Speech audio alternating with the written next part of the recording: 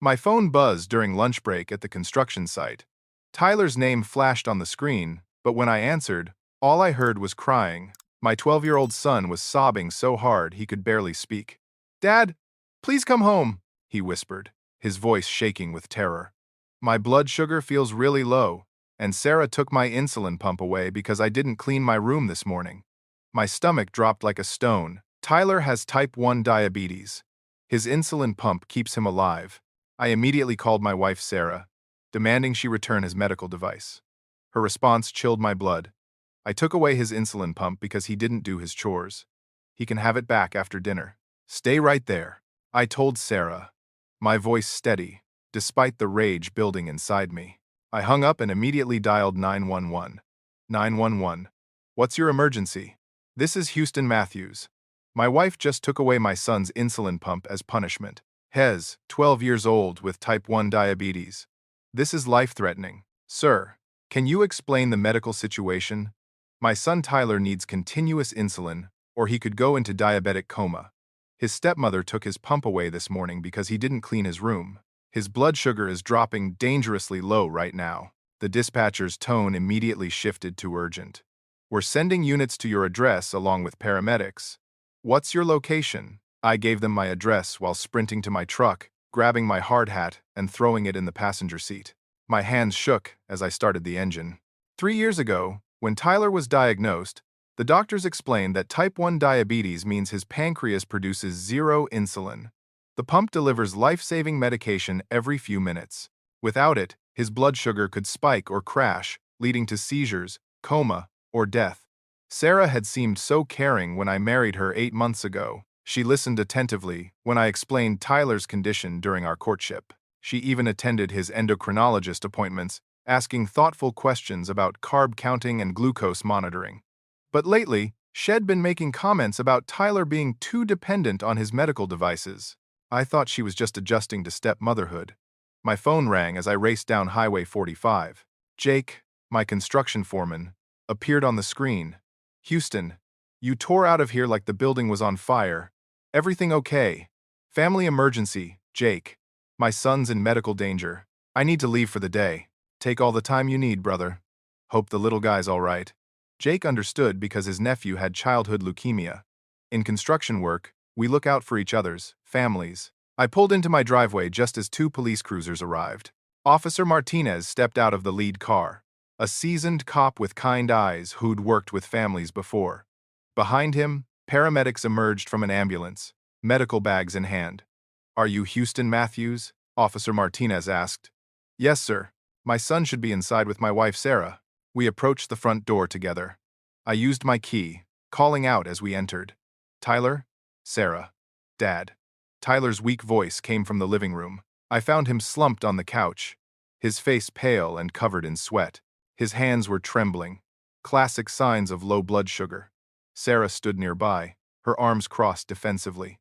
"Officers, this is unnecessary," Sarah said, her tone suggesting she was dealing with unreasonable people.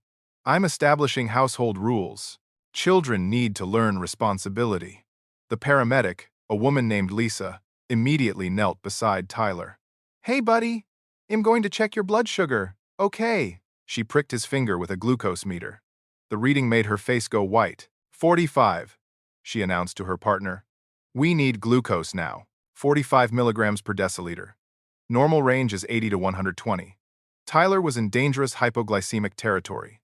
"Tyler, can you hear me clearly?" Lisa asked, while her partner prepared an emergency glucose injection. "Yeah, but everything feels fuzzy," Tyler whispered. My heart's beating really fast. Sarah's confident demeanor cracked as she watched the medical team work on Tyler. "I didn't know it was this serious," she said, but her voice lacked conviction. Officer Martinez turned to me. "Sir, where is your son's insulin pump?" "Sarah has it somewhere. Tyler needs it back immediately." "Mom, where is the medical device?" Officer Martinez asked Sarah directly. Sarah pointed toward the kitchen. "It's on the counter by the coffee maker." The paramedic retrieved the pump, a device roughly the size of a cell phone with thin tubing that connects to Tyler's body. She began checking its settings while her partner administered emergency glucose through a small tube they'd placed in Tyler's mouth. The pump was turned off completely. Lisa reported. How long has it been disconnected from your son? Sarah shifted uncomfortably. Since about 7:30 this morning. Over 6 hours without insulin. Tyler could have died. Mom, do you understand the medical severity of what's happened here? Officer Martinez asked, his tone professional but firm. I was just trying to teach him responsibility, Sarah replied, but her voice was getting smaller as she watched Tyler's condition. The glucose treatment began working. Color returned to Tyler's face, and his trembling subsided. Lisa reconnected his insulin pump and programmed it to deliver a corrective dose. Tyler, how are you feeling now? I asked, kneeling beside the couch. Better, Dad. I was really scared. I asked Sarah for my pump when I started feeling sick, but she said I had to earn it back. Officer Martinez exchanged glances with his partner. Mr. Matthews, we need to discuss the legal implications of this situation. Officer Martinez guided me to the kitchen while his partner continued documenting the scene. Through the window, I could see Sarah on the front porch, speaking animatedly to another officer who was taking notes. Mr. Matthews, what your wife did constitutes child endangerment under Texas law, Officer Martinez explained. Withholding life-saving medication from a minor is a serious criminal offense. My mind reeled. What does that mean exactly? It means she could face felony charges. Child endangerment resulting in bodily injury carries significant penalties. We'll need statements from you, your son, and medical professionals about the severity of his condition. The paramedic approached us. Sir, we need to transport your son to Children's Hospital for evaluation. His blood sugar is stabilizing, but he needs to be monitored by specialists after such a severe episode. Of course. Can I ride with him? Absolutely. We recommend it. I called Tyler's mother, my ex-wife Jessica, while the paramedics prepared Tyler for transport. Despite our divorce 3 years ago, WED maintained a respectful relationship focused on Tyler's welfare. Jessica, it's Houston. Tyler's being taken to Children's Hospital. What happened? Is he okay? I explained the situation, hearing her sharp intake of breath when I described Sarah's actions. I'm leaving work now. Which hospital? Children's Medical Center on Harry Hines. Houston. I know we've had our differences, but thank you for protecting him. The ambulance ride felt eternal. Tyler lay on the stretcher, looking small and vulnerable with IV tubes and monitoring wires attached to his arm. The paramedic continued checking his vital signs while we traveled. Dad, am I in trouble for not cleaning my room? Tyler asked quietly. My heart broke. No, son. You're not in trouble for anything. What happened today was never your fault. At the hospital, we were met by Dr. Lisa Chen, a pediatric endocrinologist who'd been Tyler's doctor since his diagnosis. She reviewed his glucose readings and the paramedic's report with a grim expression. Tyler, you came very close to a hypoglycemic seizure, Dr. Chen explained. Another hour or two without treatment could have resulted in coma. A woman in a professional suit appeared in the doorway. Mr. Matthews? I'm Linda Thompson from Child Protective Services. I need to speak with you and Tyler about what happened today. My blood pressure spiked. CPS involvement meant this situation was escalating beyond anything I'd imagined.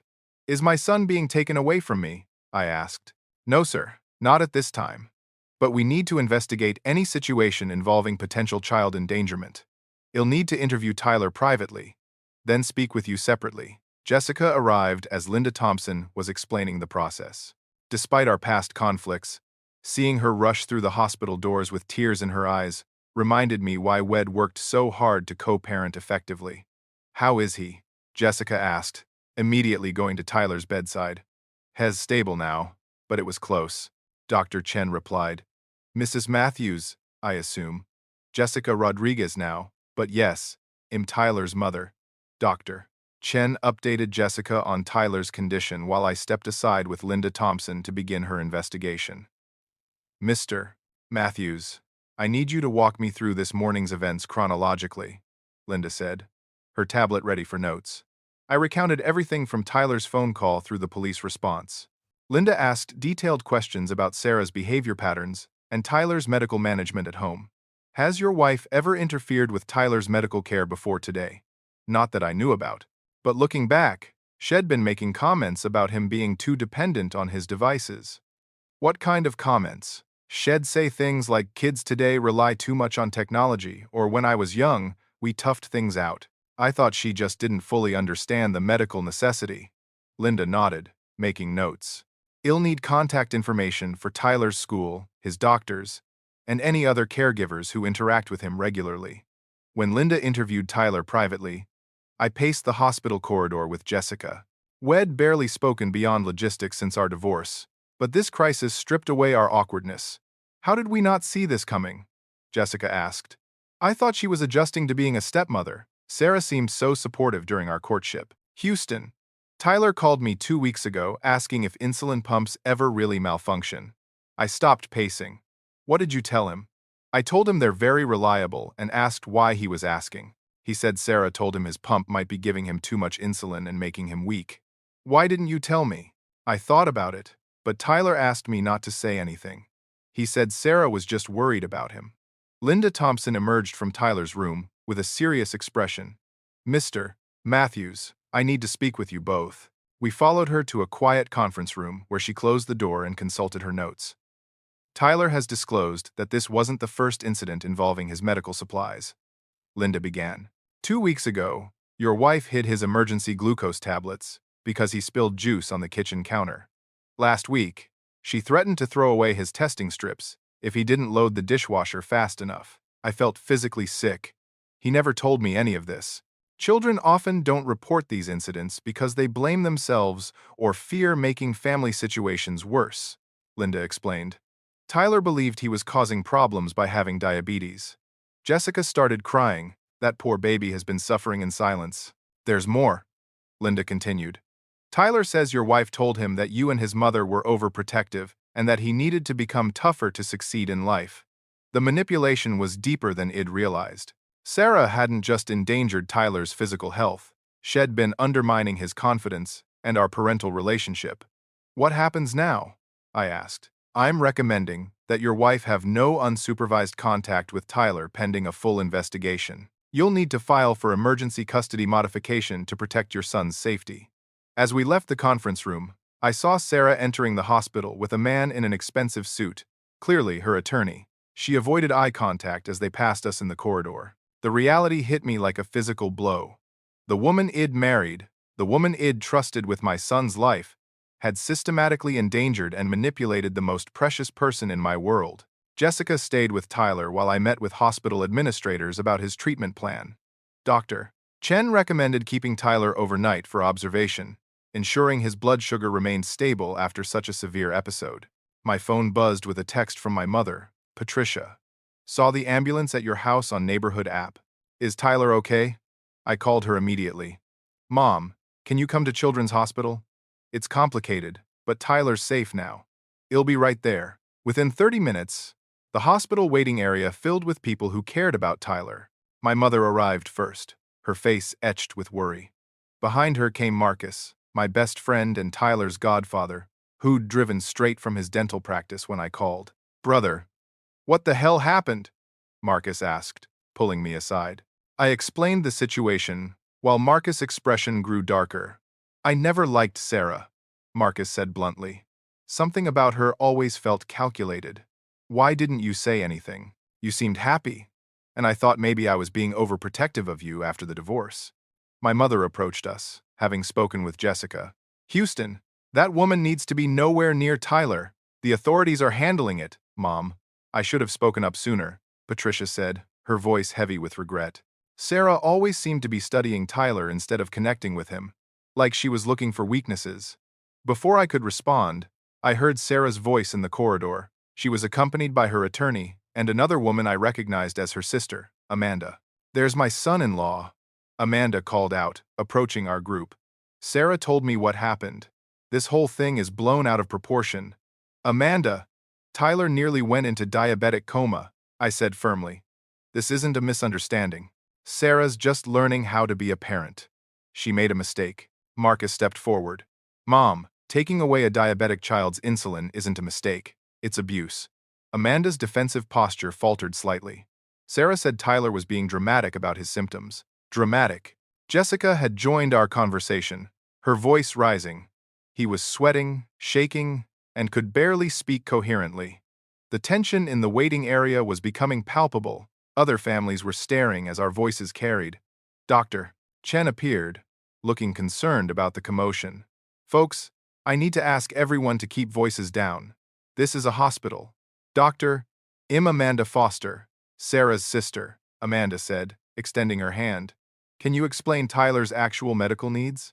I think there's been some confusion. Dr.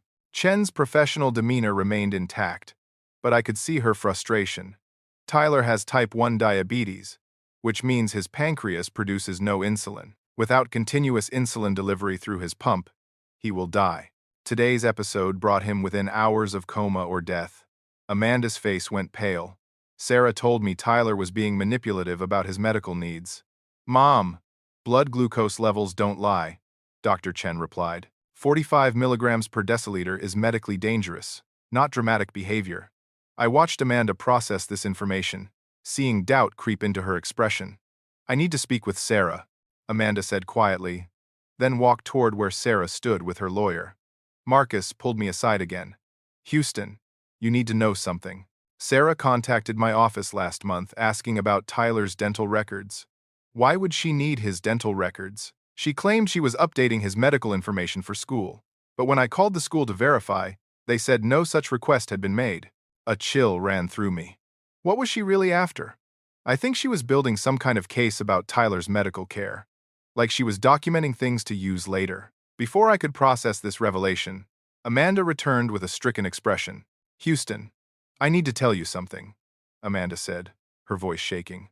Sarah asked me to bring some papers from home last week. Insurance documents and Tyler's medical records that Shed copied. Why would she copy his medical records? Amanda looked toward her sister, then back at me. She said she was documenting Tyler's excessive medical needs. She wanted to prove that you and Jessica were creating dependency instead of teaching him independence. Jessica gasped. She was building a case to justify medical neglect. There's more, Amanda continued, tears forming in her eyes. Last weekend, Sarah showed me printouts about insulin pump malfunctions and diabetic emergencies. Shed researched everything. The pieces clicked into place. Sarah hadn't acted out of ignorance or momentary poor judgment. Shed systematically researched Tyler's condition and then deliberately created a dangerous situation. Marcus grabbed my shoulder. That's premeditated child abuse. Houston, Amanda broke down completely. I thought she was just being thorough about step-parenting. I had no idea she was planning something like this. Patricia wrapped her arm around Amanda. Honey, this isn't your fault, but you need to tell the investigators everything you know. Sarah's been different since she married Houston, Amanda said through her tears. More controlling, more suspicious of other people's motives. She even accused me of undermining her authority when I brought Tyler a birthday gift without asking permission first. Dr. Chen returned to check on our group. Tyler's blood sugar is stable, and he's asking for all of you, but I can only allow immediate family in his room. Doctor, could Amanda speak with Tyler briefly? I asked. She has important information about what's been happening at home. If it's relevant to his medical care and safety, yes. As we walked toward Tyler's room, Amanda stopped suddenly. Houston, there's something else. Sarah's brother David is here somewhere. He drove her to the hospital, but he seemed really upset about something. Upset how? He kept saying Sarah had gone too far this time. When I asked what he meant, he said Shed been obsessing about Tyler for weeks. We found David in the hospital cafeteria, sitting alone with his head in his hands. When he saw Amanda approaching with our group, he stood up immediately. David, these are Tyler's parents, Amanda said. They need to know what Sarah's been doing. David looked around nervously, then pulled out his phone. I can't stay quiet about this anymore, he said, showing us several screenshots. Sarah's been texting me for weeks, asking questions about diabetes and insulin pumps. The messages were disturbing. Sarah had asked David to research insulin pump failure rates, signs of diabetic dependency, and how long someone can survive without insulin.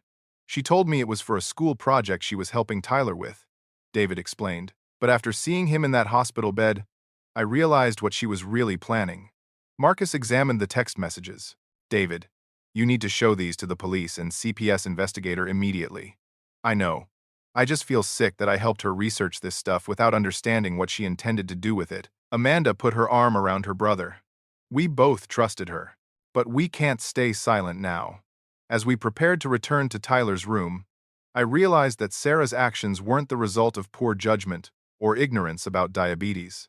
Shed methodically researched my son's medical condition and deliberately created a life-threatening situation.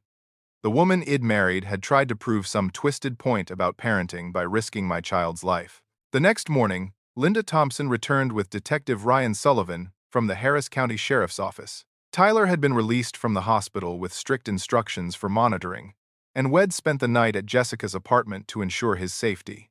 Mr.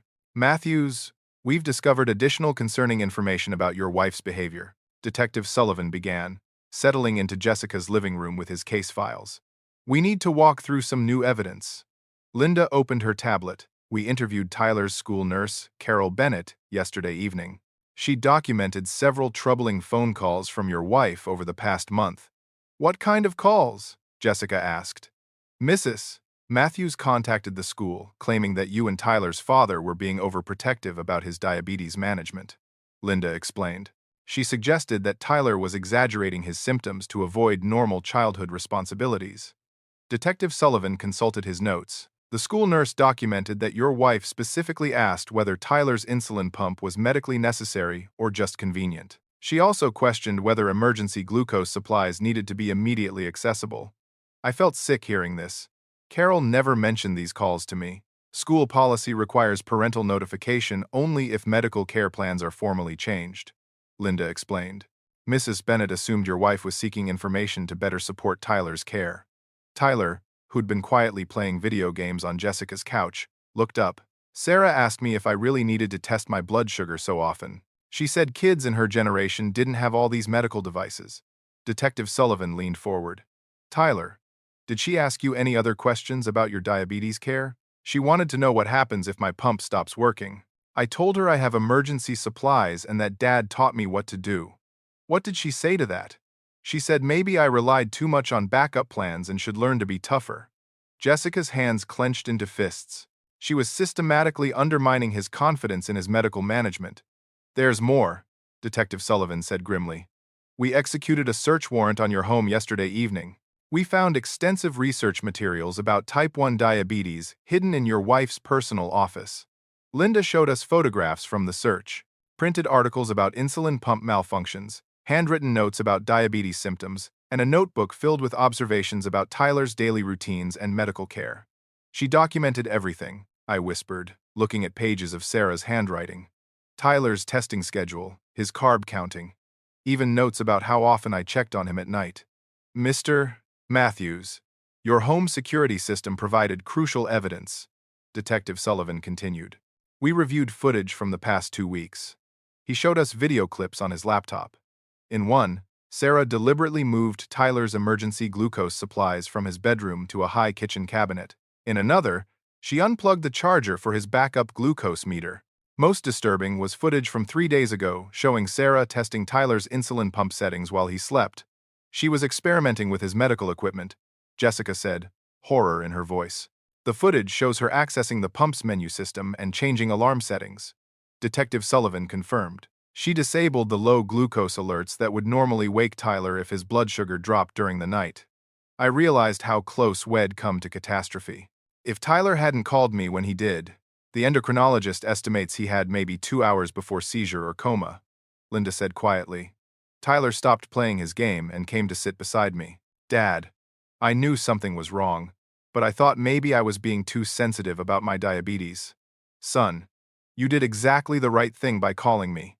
Your instincts kept you safe. Detective Sullivan continued reviewing evidence. We also found research in your wife's files about custody laws and parental rights. Shed printed articles about fathers losing custody due to medical neglect and mothers gaining custody by proving they could provide more stable medical care. The manipulation was even deeper than I'd understood. Sarah hadn't just endangered Tyler. She'd been building a case to take him away from me and Jessica. Was she planning to claim we were unfit parents? Jessica asked.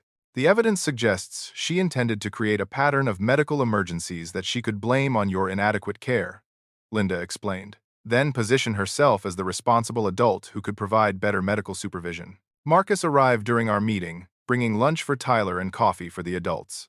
As Tyler's godfather, had been granted permission to stay involved in the protective proceedings. Houston, there's something else you need to know, Marcus said after greeting everyone. I called Carol Bennett at Tyler's school this morning. Sarah also contacted Tyler's teachers asking about his academic performance and behavior. What did she tell them? She suggested that Tyler's diabetes management was interfering with his education. She asked if his glucose testing and snack breaks were disruptive to classroom activities. Detective Sullivan made notes. Classic pattern of isolation and undermining. She was trying to turn everyone against Tyler's medical needs. Linda received a phone call and stepped away to answer it. When she returned, her expression was serious. That was the forensics team processing your home. They found more disturbing evidence in your wife's computer files. She showed us printouts of Sarah's internet search history. For weeks, she'd been researching insulin pump hacking, how to cause diabetic emergencies, and signs of medical child abuse. She was learning how to create medical crises while making them look accidental or like parental neglect. Detective Sullivan explained. Tyler's face had gone pale listening to these revelations. She really wanted to hurt me. I pulled him closer. I think she wanted to hurt all of us, son. But mostly, she wanted control. Jessica knelt in front of Tyler's chair. Baby, none of this was about you being difficult or needy. This was about a sick adult making dangerous choices. Your parents did everything right, Linda added. Your diabetes care is exemplary. Your wife was the problem, not your medical needs. Detective Sullivan closed his files. Mr. Matthews, we have enough evidence to pursue felony charges. Child endangerment with intent to cause bodily harm carries serious penalties. What happens next? Your wife will be arrested and formally charged. Given the premeditated nature of her actions, I expect the prosecutor will seek significant jail time and mandatory mental health treatment. Marcus spoke up. What about Houston's safety? If Sarah realizes how much evidence exists, she might try to retaliate. We're recommending a restraining order that includes no contact with Tyler, Mr. Matthews, or Tyler's mother, Linda said. Sarah's demonstrated that she's willing to endanger a child to achieve her goals. As our meeting concluded, I realized that Sarah's actions weren't the result of ignorance, frustration, or poor judgment. She'd conducted a systematic campaign to endanger my son while positioning herself as his savior. The woman I'd trusted with Tyler's life had coldly calculated how to put him at risk. Word about Tyler's situation spread quickly through our community networks. By Wednesday evening, my phone was buzzing constantly with messages of support from unexpected sources. Miguel Santos, one of my crew supervisors at the construction company, called during dinner at Jessica's apartment. Houston, brother, I heard what happened to Tyler. My daughter Sophia has diabetes too, and I wanted you to know you're not alone in this fight. Thanks, Miguel. I'm still processing everything. Listen, man, when Sophia was first diagnosed, her grandmother tried to give her regular soda instead of glucose tablets during a low blood sugar episode because she thought we were being dramatic about the medical stuff. What did you do? I had to cut contact with my own mother until she agreed to diabetes education classes. Family members who don't understand can be more dangerous than strangers. Miguel's validation meant everything. As a fellow parent of a diabetic child, he understood the constant vigilance required and the terror of someone interfering with life-saving medical care. The next morning, Tyler's teacher, Mr. Benjamin Thompson, called to check on him. Tyler's a remarkable kid, Mr. Matthews. But I need to tell you something about Mrs. Matthews' recent communications with our school. What kind of communications? 3 weeks ago, she sent emails suggesting that Tyler was using his diabetes to avoid challenging academic work. She claimed he was over-testing his blood sugar to take breaks from classroom activities. Tyler's never used his diabetes to avoid anything. Exactly. In fact, Tyler often tries to minimize his medical needs in class. We sometimes have to remind him to test his blood sugar because he doesn't want to seem different from other students. Mr. Thompson continued. Mrs. Matthews also suggested that you and Tyler's mother were teaching him to be helpless by managing his diabetes so carefully. She recommended that we encourage more independence by limiting his access to medical supplies during school hours. The systematic nature of Sarah's campaign became clearer with each revelation. She'd been working to undermine Tyler's medical support system at school, at home, and in our extended family. Mr. Thompson, did you implement any of her suggestions? Absolutely not. Tyler's diabetes management plan is medically prescribed, not educationally flexible. but I wanted you to know about her attempts to interfere. That afternoon, the local Type 1 diabetes family support group reached out through their coordinator, Jennifer Walsh. Jennifer's son had been diagnosed around the same time as Tyler, and our families had connected through hospital support meetings. Houston, the diabetes community is rallying around Tyler, Jennifer said when she called. We're organizing meal deliveries and practical support while you deal with legal proceedings. That's incredibly kind, but you don't need to. Yes, we do. When someone attacks a child's medical care, they attack all of us. Tyler's story is making other parents realize they need to be more vigilant about protecting their kids from well-meaning but dangerous relatives. Jennifer explained that several families had shared similar stories of grandparents, step-parents, or siblings who minimized diabetes severity or interfered with medical management. Sarah's case is extreme, but the underlying problem is common, Jennifer continued. People who don't live with diabetes daily often think we're being overprotective or dramatic about medical needs. Within hours, families began arriving with groceries, prepared meals, and offers to help with Tyler's care while I focused on legal proceedings. The support was overwhelming and deeply moving. That evening, Tyler's endocrinologist, Dr. Lisa Chen, called to check on his recovery and offer additional resources. Tyler's doing well physically, but I want to discuss the psychological impact of what happened, Dr. Chen said. Children who experience medical abuse often develop anxiety about managing their own conditions. He seems okay, but maybe that's just Tyler being tough. Houston, I recommend connecting Tyler with Dr. Sarah Kim, a psychologist who specializes in medical trauma in children. Tyler needs to process what happened and rebuild confidence in his diabetes management. Wait, I can't use Dr. Sarah Kim because Sarah is the name of the antagonist, and Kim is on the forbidden names list. Let me change that. Houston, I recommend connecting Tyler with Dr. Monica Rodriguez, a psychologist who specializes in medical trauma in children. Tyler needs to process what happened and rebuild confidence in his diabetes management. Dr. Chen also mentioned that Tyler's case had prompted discussions at the hospital about better screening for potential medical abuse in step-family situations. We're developing new protocols for identifying when family members might be interfering with pediatric medical care, she explained. Tyler's experience could help protect other children. Friday evening brought an unexpected visitor. Amanda, Sarah's sister, appeared at Jessica's apartment with a large box and a solemn expression. I brought Tyler's things that Sarah had moved from his room, Amanda said. But I also need to tell you something else about Sarah's behavior. Shed brought Tyler's backup glucose meters, testing supplies, and emergency snacks that Sarah had hidden throughout the house. Amanda, what else do you need to tell us? Jessica asked. Sarah stopped taking her anxiety medication 3 months ago without telling anyone. She claimed she didn't need it anymore because marriage had stabilized her life. Why didn't she tell me? I asked.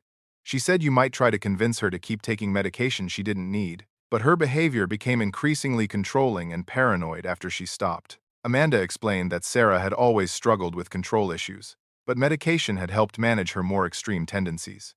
She became obsessed with proving she was a better parent than Tyler's biological parents. Amanda continued. She saw Tyler's medical needs as a challenge to her authority rather than a health requirement. Did she understand the medical severity? Jessica asked. I think she understood it intellectually but couldn't emotionally accept that Tyler's health had to come before her need for control. Amanda's revelations provided crucial context for understanding Sarah's dangerous choices. Mental health struggles explained her behavior but didn't excuse endangering a child's life. Tyler emerged from Jessica's bedroom where he'd been resting. Amanda, thank you for bringing my stuff back. Tyler, I'm so sorry about what Sarah did. I should have realized how sick her thinking had become. It's okay. Dad says sometimes adults make bad choices even when they know better. Amanda hugged Tyler carefully, mindful of his medical devices. You're a brave kid. I hope you know that none of this was your fault. As Amanda prepared to leave, she handed me a folder. These are copies of all Sarah's research materials and notes about Tyler. I made copies before turning everything over to the police, because I thought you should know exactly what she was planning. The folder contained detailed plans for creating medical emergencies, notes about custody law, and a timeline for undermining Tyler's confidence in his medical management. Sarah's scheme had been methodical and cruel. That night, as Tyler slept safely in Jessica's guest room, I reflected on how our community had rallied to protect him. Teachers, medical professionals, family friends, and even strangers in the diabetes community had created a support network that made me realize Tyler had far more people looking out for him than I'd ever known. Monday morning marked the beginning of my fight for justice and Tyler's protection. I met with family attorney Robert Hayes at his downtown office, armed with all the evidence Detective Sullivan and Linda Thompson had gathered. Houston, this is one of the most disturbing cases of calculated child endangerment I've encountered, Robert said, reviewing the police reports and medical documentation. Your wife's actions constitute felony abuse. What are our options for ensuring Tyler's permanent safety? First, we're filing for emergency divorce with full custody. Second, we're requesting a permanent restraining order, preventing Sarah from any contact with Tyler. Third, we're supporting the criminal prosecution to ensure she faces appropriate consequences. Robert explained the legal strategy. The evidence shows premeditation, systematic endangerment, and intent to cause harm. This isn't a case of poor judgment. It's criminal abuse disguised as parenting. That afternoon, I testified before the Harris County Grand Jury. The prosecutor, District Attorney Jennifer Walsh, guided me through the timeline of events while presenting evidence of Sarah's calculated campaign against Tyler. Mr. Matthews, please describe your son's medical condition for the jury, DA Walsh began. I explained Tyler's type 1 diabetes diagnosis, the life-saving nature of his insulin pump, and the daily vigilance required to keep him healthy. Prior to your marriage, how did you and Tyler's mother manage his medical care? We worked together closely. Jessica and I attended all his medical appointments together, shared information about his blood sugar patterns, and maintained consistent care routines whether Tyler was at my house or hers. How did your wife initially respond to Tyler's medical needs? Sarah seemed very supportive during our courtship. She attended doctor visits, learned about carb counting, and asked thoughtful questions about Tyler's care. DA Walsh presented the evidence chronologically, showing the jury how Sarah's behavior evolved from apparent support to systematic undermining. Mr. Matthews, when you received Tyler's call on the day of this incident, what was your immediate concern? That my son could die. Tyler's blood sugar was dropping dangerously, and his stepmother had removed his life-saving medication as punishment for not cleaning his room. What was your wife's response when you demanded she return Tyler's insulin pump? She said he could have it back after dinner. She treated life-saving medical equipment like a video game controller or cell phone. The jury's expressions reflected their understanding of the situation's gravity. Several members took extensive notes as evidence was presented. Jessica testified about her co-parenting relationship with me and Tyler's medical history. Tyler has never used his diabetes to manipulate situations or avoid responsibilities, she explained. If anything, he tries to minimize his medical needs because he wants to be like other kids. Tyler's testimony was the most powerful. With Dr. Monica Rodriguez providing support, he calmly explained Sarah's pattern of interference with his medical care. She told me I was too dependent on my medical devices, Tyler said clearly. She said kids in her generation were tougher and didn't need so much help. Tyler, did you believe Mrs. Matthews when she said this? DA Walsh asked gently. Sometimes I wondered if she was right, but then I remembered what my doctors told me. They said my pancreas doesn't work and I need insulin to stay alive. What happened when you asked Mrs. Matthews for your insulin pump on the day of the incident? I told her I felt really sick and my blood sugar seemed low. She said I had to earn my pump back by cleaning my room first. How did that make you feel? Scared. I knew I needed insulin, but I also didn't want to make Sarah angry.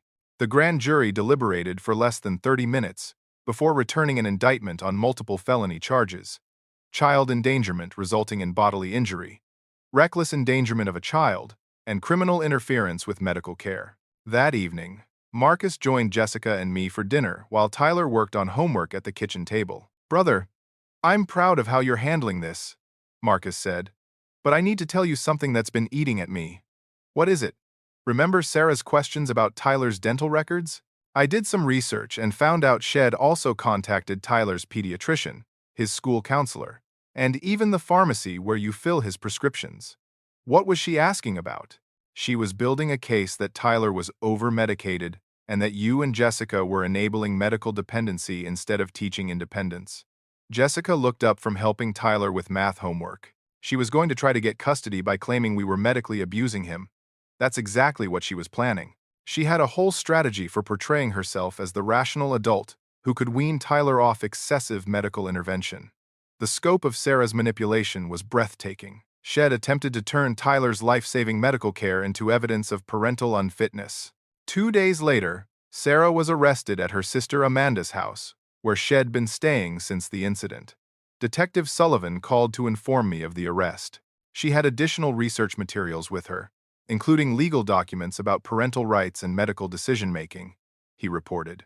Her lawyer tried to arrange surrender, but given the flight risk and severity of charges, we executed the warrant immediately. How did she react? She maintained that she was protecting Tyler from medical overdependence and that you and his mother were the real problem. She showed no recognition of the danger Shed created. Sarah's complete lack of remorse confirmed that she remained a threat to Tyler's safety. The psychological evaluation ordered by the court revealed disturbing insights into Sarah's mindset. Dr. William Chen, the forensic psychologist, explained his findings to our legal team. Mrs. Matthews exhibits narcissistic personality traits with particular difficulty accepting that other people's needs, especially medical needs, take priority over her desire for control, Dr. Chen reported. Does she understand the medical severity of what she did? Robert Hayes asked. Intellectually, yes. But she's convinced herself that Tyler's parents created artificial medical dependency to maintain control over him. She genuinely believes she was rescuing Tyler from unnecessary medical intervention. Is she likely to repeat this behavior? Without intensive therapy and strict supervision, absolutely. She views Tyler's diabetes as a personal challenge to her authority rather than a medical reality. The evaluation confirmed our worst fears. Sarah wasn't going to suddenly realize the error of her ways. She remained convinced that she'd been right to endanger Tyler. On Friday, Sarah's plea hearing took place. Against her attorney's advice, she refused to accept a plea bargain that included admission of wrongdoing. Your Honor, I was teaching Tyler responsibility and independence. Sarah addressed the court. His parents have made him dependent on medical devices instead of teaching him to manage his condition naturally. Judge Patricia Williams responded with visible frustration. Mrs. Matthews, type 1 diabetes cannot be managed naturally. Your stepson requires continuous insulin, or he will die. There is no debate about this medical fact. But, Your Honor, children survive diabetes before all these modern devices. Mom, children with type 1 diabetes died before insulin and continuous glucose monitoring became available. You endangered this child's life based on medically ignorant beliefs. Sarah's refusal to accept responsibility sealed her fate. The judge set trial for 60 days and denied bail reduction, citing the ongoing threat to Tyler's safety. Walking out of the courthouse with Jessica and Tyler, I realized that Sarah's complete lack of remorse actually strengthened our case. Her continued insistence that she'd been right to endanger Tyler demonstrated that she remained dangerous and unfit for any contact with children. 3 months later, Sarah's trial concluded with guilty verdicts on all charges. The jury deliberated for only 90 minutes before finding her guilty of felony child endangerment, reckless endangerment of a child, and criminal interference with medical care. Judge Williams sentenced Sarah to 2 years supervised probation, 400 hours community service at Children's Hospital, diabetes education programs, mandatory mental health treatment, and permanent prohibition from contact with Tyler or unsupervised contact with any children. Mrs. Matthews, your actions nearly killed a 12-year-old child, Judge Williams stated during sentencing. You systematically researched how to endanger his health, then deliberately created a life-threatening situation. This court finds your behavior calculated, cruel, and entirely unacceptable. The judge continued. Your sentence includes mandatory education about type 1 diabetes, so you can understand the medical reality you chose to ignore. Perhaps working with other families facing this condition will help you comprehend the gravity of your actions. Sarah maintained her defiant attitude even during sentencing. I still believe Tyler needs to learn independence, she told the court. Mom, independence for a diabetic child means successfully managing his medical needs, not surviving without them. Judge Williams replied firmly. My divorce from Sarah was finalized the same week. I received full custody of Tyler with no visitation rights for Sarah. The restraining order became permanent, ensuring Tyler's complete protection from future interference. 6 months after the incident, Tyler had made remarkable progress in healing from the trauma. Dr. Monica Rodriguez reported that his confidence in diabetes management had fully returned and that Head developed excellent advocacy skills for protecting his medical needs. Tyler understands that adults don't always make good decisions about children's health, Dr. Rodriguez explained during our final therapy session. But he also knows that most adults in his life are committed to keeping him safe. Tyler had become something of a diabetes advocate at school, speaking to other students about chronic illness management and teaching teachers how to recognize emergency symptoms. "I want other kids to know that their medical needs aren't negotiable," Tyler told me after giving a presentation to his health class. "Nobody gets to decide you don't really need your medicine." Jessica and I had rebuilt our co-parenting relationship stronger than ever.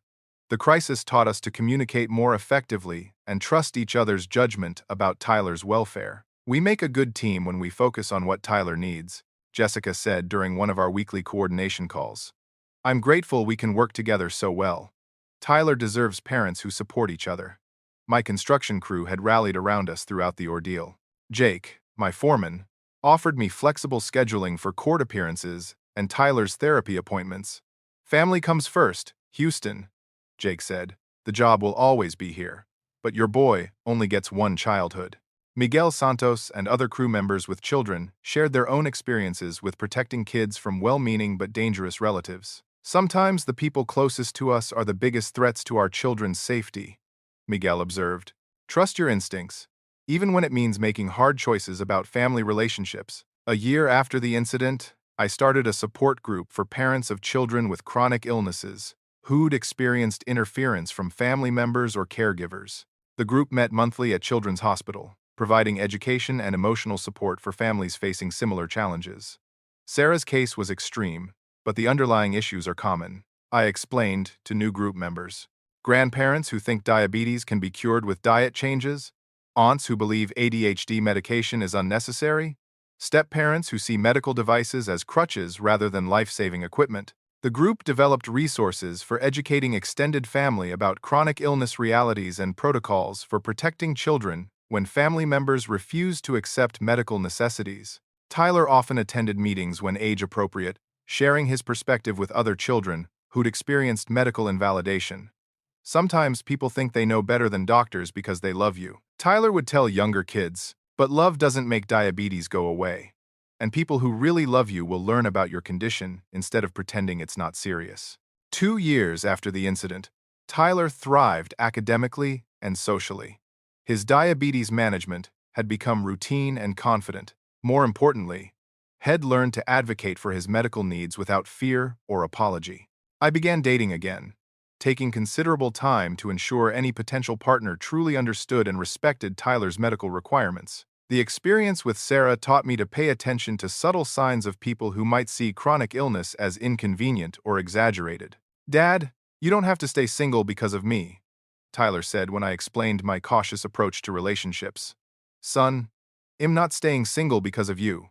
I'm being careful because of you." "There's a big difference," Tyler smiled. "I like that you're careful. It makes me feel safe." 3 years later, I met Emma, a pediatric nurse who immediately understood the seriousness of type 1 diabetes and the daily vigilance it required. "Tyler's medical needs aren't a burden or complication," Emma said when I explained our family's history. "They're just part of who he is, like his sense of humor or his love of baseball." Emma's genuine acceptance and medical knowledge created a foundation for healthy relationship building. Tyler appreciated having another adult in his life who understood his condition without drama or resistance. "Emma actually knows more about insulin pumps than I do," Tyler told Jessica during one of their regular phone calls.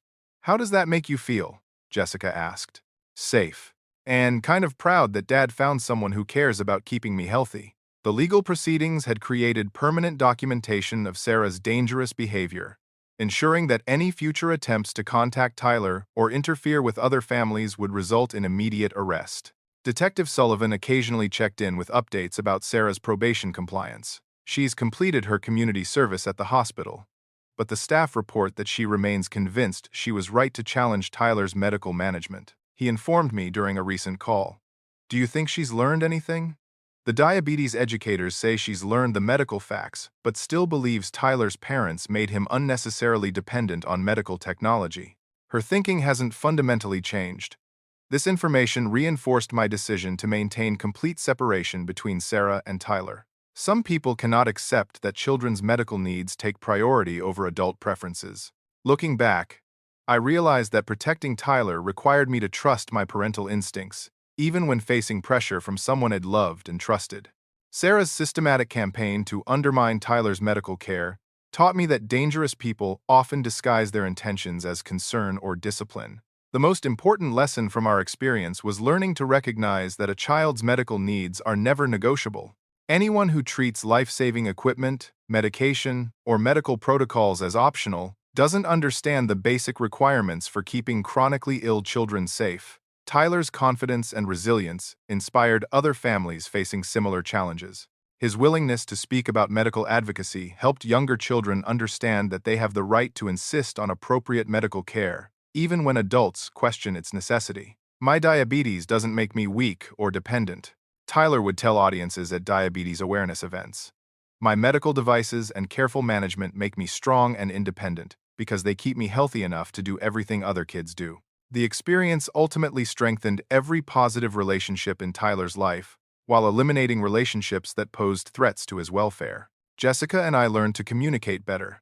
My extended family became more protective and supportive, and Tyler developed unshakable confidence in advocating for his medical needs. Most importantly, Tyler learned that people who truly love him will prioritize his health and safety over their own preferences or convenience. This lesson will serve him well throughout his life as he encounters people who may not understand chronic illness, but need to respect its realities. Sarah's actions nearly cost Tyler his life, but our response to her dangerous behavior created stronger protections and support systems that will benefit Tyler for years to come.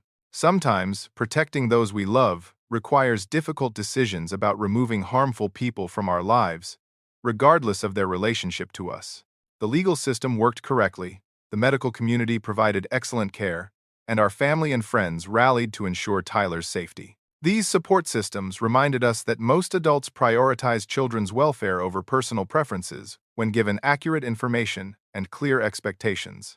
Tyler's story became a teaching case at Children's Hospital for medical staff learning to identify potential medical abuse in complex family situations. His experience helps protect other children by educating healthcare providers about warning signs of systematic medical undermining. Today, Tyler is a healthy, confident teenager who manages his diabetes expertly and advocates effectively for his medical needs. He plans to study medicine in college, inspired by the healthcare professionals who protected him during his crisis.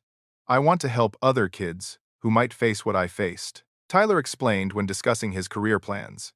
And I want to teach adults that children's medical needs aren't up for debate. Our family's experience proves that with appropriate legal action, medical support, and community rallying, children can be protected from adults who endanger their health. Tyler's courage in speaking up when Sarah first took his medical supplies saved his own life and potentially protected other children from similar abuse. Have you ever had to protect a child from someone who claimed to know better than medical professionals about their health needs? The courage it takes to stand up to family members or trusted adults who endanger children's welfare is immense, but children's safety must always come first. If our story resonates with your own experiences or concerns about protecting children with medical needs, please share it with other parents who might benefit from hearing about Tyler's advocacy and recovery. Like this video if you believe children's medical needs should never be treated as negotiable. And subscribe for more stories about families who fought back against those who endangered their children's welfare. Thank you for listening to Tyler's story and supporting families who face the challenge of protecting children with chronic illnesses from those who don't understand or accept medical realities. Remember that trusting your parental instincts and acting decisively to protect your child's health is always the right choice, even when it means making difficult decisions about relationships with people you once trusted.